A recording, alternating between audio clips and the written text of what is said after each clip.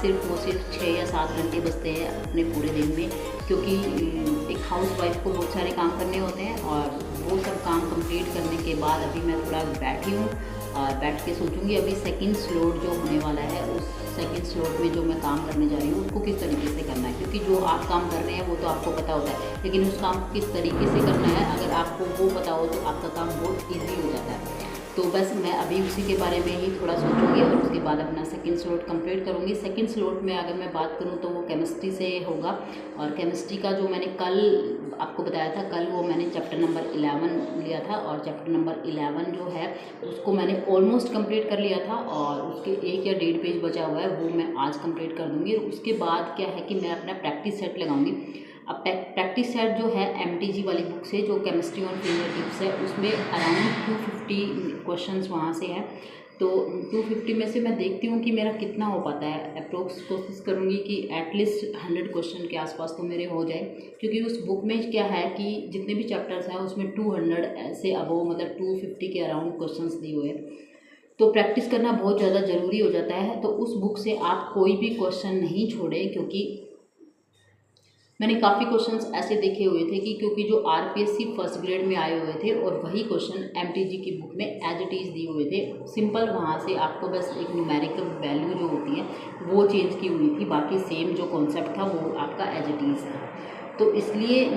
क्या होता है ना कि जब आप किसी एक बुक को फर्स्ट टाइम पढ़ते हो तो आपको उसके बारे में इतना पता नहीं चलता, लेकिन जब आप उस बुक को पढ़ के एग्ज़ाम देते हो और एग्ज़ाम देने के बाद आप उस बुक को सेकंड टाइम पढ़ते हो, तब आपको उस बुक की वैल्यू का पता चलता है कि हाँ रियल में ये बुक है, ये कितनी इम्पोर्टेंट है। काफ़ी एस्पिरेंट्स कहते हैं कि जो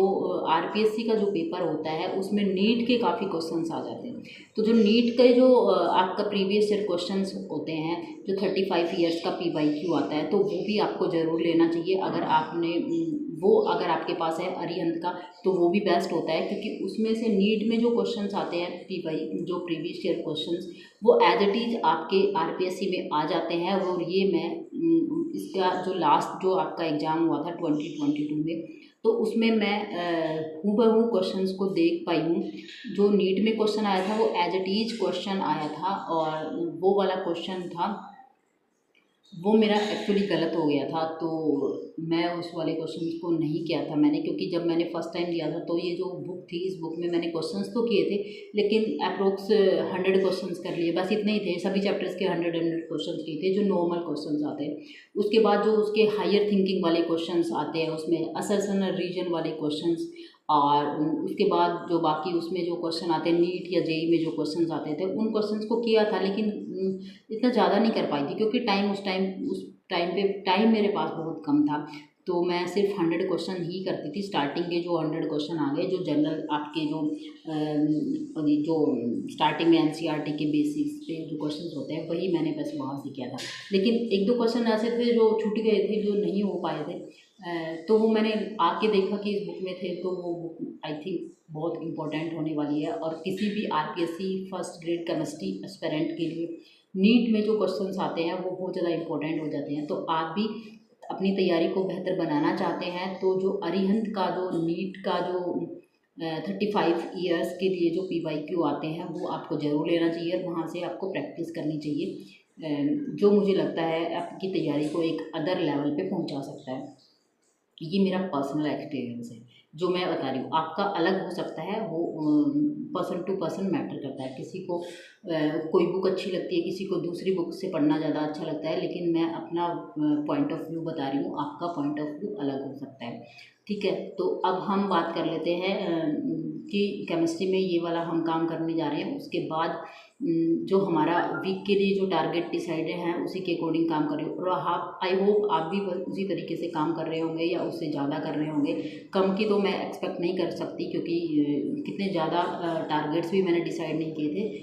ज़्यादा भी नहीं था कम भी नहीं था, लेकिन स्टार्टिंग थी तो स्टार्टिंग में सिर्फ इतना ही था कि हम हो सके उतने अपने टारगेट को कंप्लीट कर पाएँ, ताकि हमारे अंदर एक मोटिवेशन आए कि हम जितने भी टारगेट हमने लिया था उसको हम कंप्लीट कर पाएँ। तो वो अपने आप में एक मोटिवेशन होता है। स्टार्टिंग में हम बहुत बड़े बड़े चैलेंज ले लेते हैं, बड़े बड़े टारगेट्स ले लेते हैं, और बाद में वो फुलफिल नहीं हो पाते, तो हम नेक्स्ट टारगेट को लेते टाइम भी इतने ज़्यादा बोल सकते हैं कि डिसिप्लिन नहीं होते और अपने आप में डेडिकेटेड नहीं होते।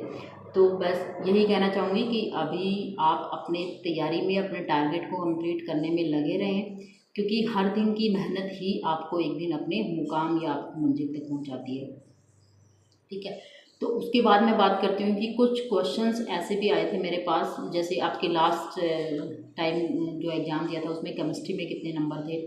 तो उसके लिए मैं एक अलग से सेपरेट वीडियो बनाऊंगी, जिसमें मैं आपको बताऊंगी फुल डिटेल में कि किस फर्स्ट पेपर जो था उसमें किस में कितने मार्क्स आए, सेकंड पेपर में कितने मार्क्स आए मेरे, और किस सब्जेक्ट में कौन से टॉपिक में कमियां रही जिसकी वजह से मार्क्स मेरे कम हुए। और तो उसी पे एक नया वीडियो बनेगा, वो आप देख सकते हैं। और तो चलिए बिना देरी किए अब अपने नेक्स्ट स्लॉट की तरफ बढ़ते हैं, क्योंकि बातें तो ऐसे ही होती रहेंगी, काम तो काम होता है, काम सबसे ज़्यादा ज़रूरी होता है, काम को हमेशा प्रायोरिटी देनी चाहिए। और इस टाइम पे जो आपका सबसे मोस्ट इम्पोर्टेंट काम है वो है सेल्फ स्टडी करना, क्योंकि जितनी ज़्यादा सेल्फ स्टडी करोगे उतना ही ज़्यादा आप अपने टारगेट की तरफ बढ़ते हुए मिलोगे। ठीक है।